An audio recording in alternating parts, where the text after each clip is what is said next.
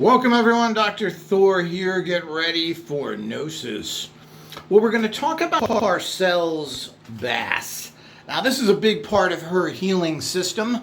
I'm still working on the effectiveness of it. I've not seen any major results, but everybody's their own individual biological entity, meaning what works for me may not work for you and vice versa.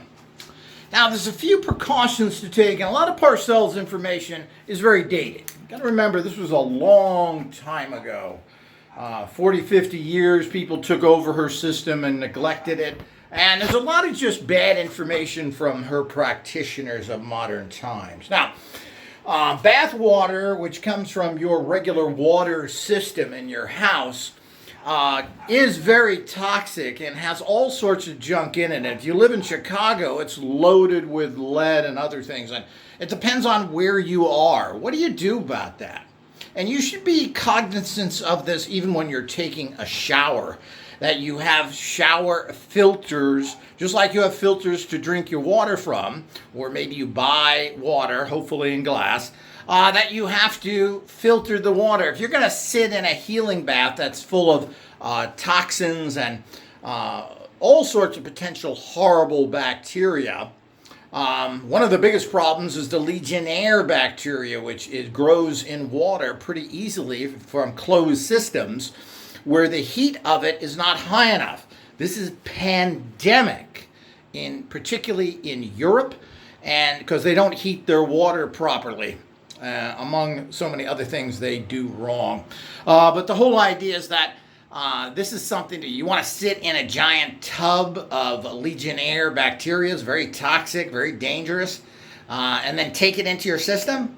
Well, what do you do to stop that? What about all the other stuff? The fluorides, the leads, all the other things there. And I'm afraid that, putting a little ultraviolet light on water is not going to purify it to the level that we need it. And certainly you don't want to drink toxic water. So there's a lot of bad information we have to overcome. But you take the good stuff out of it. So let's talk about the bass. Let me show you how I have a double filtration system here.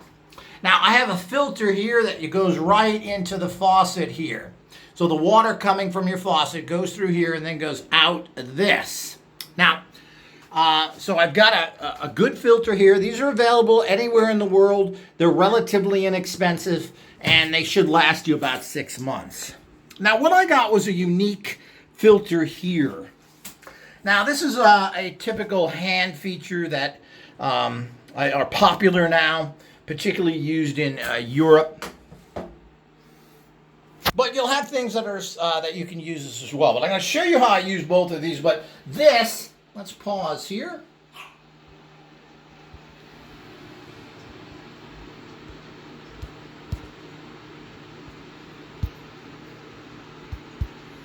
Well, this opens up here. I'm having trouble with my camera here. See if I can get that open. Here we go. This unscrews and has another filter in here. Now, this is an actual filter that has 11 different layers of different materials to filter out just about everything. So I have this is like, I believe this one over here has like 30 levels of filters in it.